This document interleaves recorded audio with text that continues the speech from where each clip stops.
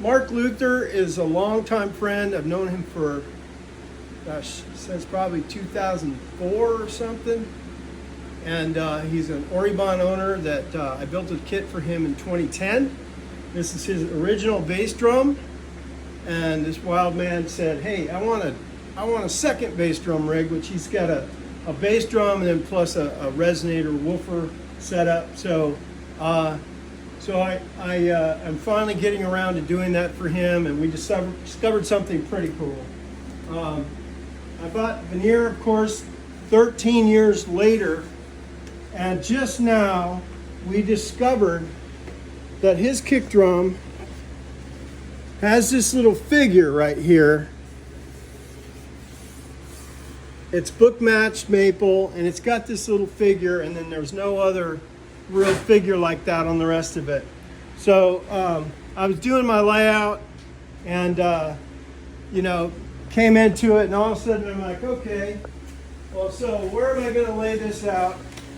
And lo and behold, I should have been set up for this. Where'd my napkin go? Lo and behold, hopefully this shows up. We've got a figure. There's no other really distinct figure except right here. And I'm laying this thing out so it's going to land. It's going to end up mirroring the existing kick drum.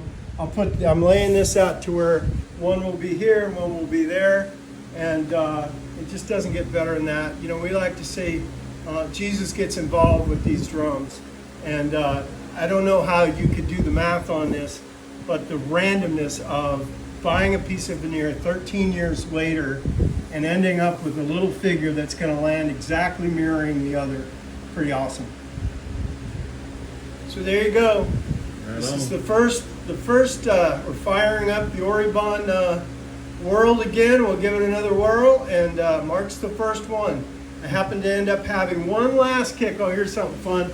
I had one last shell from the previous version of Orybon in California. It's this one, and it's exactly the same size, and it's in fact the same batch from May of 2010.